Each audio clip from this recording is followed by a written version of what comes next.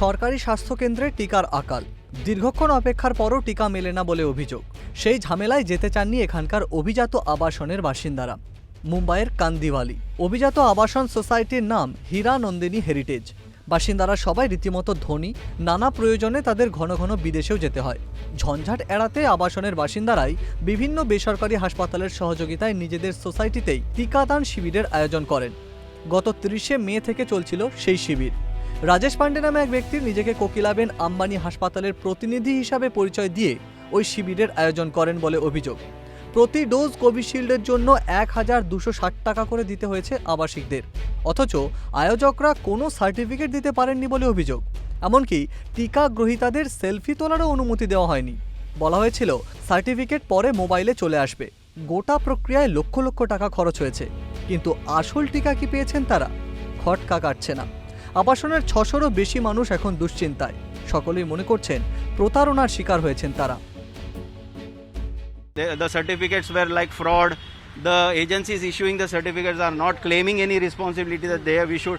So all these things are malicious, and therefore there was a strong suspicion that some fraud is going on. And this we have detected this, but I don't know how much, how many such camps were maybe organized in different parts of Mumbai, and how many people were being cheated.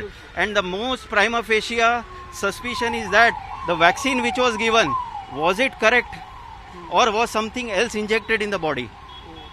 So there is nobody knows what. So that is the big cause of concern. Now 390 people have been vaccinated, and we don't know what has gone in the body. So, could you tell us about something about this society, like how big it is, how... It is about 400 flat society. About 1600 people are staying here. नहीं, ऐसा वही बोल रही हूँ ना, कुछ photo निकालना allowed नहीं था। हम लोग फोटो तो मेरे जीजा जी ने लिए निकलते हुए फोटो भी निकाले थे वो लोग ने। अच्छा, तो फोटो भी नहीं निकाले? नहीं, फोटो निकलेगा। वैक्सीन के बाद में जो होता है, बुखार आती है तो कुछ भी नहीं हुआ, मैं तुरंत काम पे आ गई। तो आपको लग रहा है कि कुछ डाउट लग रहा है आपको जो वैक्सीन हुआ था इसमें? डाउट लग रहा है कि ये पक्का वैक्सीन था या कुछ और था। क्यों ऐसा लग रहा है आपको? क्योंकि सब लोग बोल रहे तुझे कुछ हुआ क्यों नहीं। मेरे रिश्तेदार टेंशन में आ गए कि तूने क्यों इतना जल्दी वैक्सीन ले लिया। मैं बोली कोई नहीं, अभी तो सीनियर सिटीजन को ही मिल रहा है ना, तो तूने क्यों ले लिया करके। मैं बोल रही अभी इतना बड़ा सोसाइटी में आ रहे थे, गवर्नमेंट में जाके कितना लाइन बिन लगाएंगे, यहाँ पे मिल रहा है तो अच्छा है। कुछ भी नहीं, हमारे जिधर मैं खाना बनाती हूँ ना, वो बोले कि उन्होंने भी लिया है, जिधर मैं खाना बनाती हूँ वो भी बोले छाया कुछ प्रॉब्लम, उनको भी कुछ भी नहीं हुआ है। तो आपको शक है इस वैक्सीन के?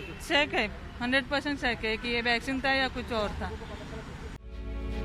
সম্প্রতি স্থানীয় থানায় লিখিত অভিযোগ দায়ের করেছেন আবাসনের বাসিন্দারা।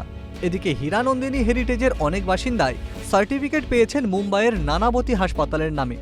বিষয়টি জানাজানি হতেই নানাবতী হাসপাতাল কর্তৃপক্ষ একটি বিবৃতি দিয়ে জানিয়েছে তারা এই আবাসনে কোনো টিকাদান শিবিরের সঙ্গে যুক্ত ছিল না।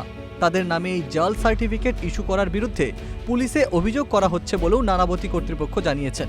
এখন হীরা নন্দিনী হেরিটেজের বাসিন্দাদের প্রশ্নটা সবচেয়ে বেশি ভাবাচ্ছে, কোভিশিল্ডের নাম করে তাদের শরীরে আসলে কি দেওয়া হলো? Bureau report, Calcutta television network.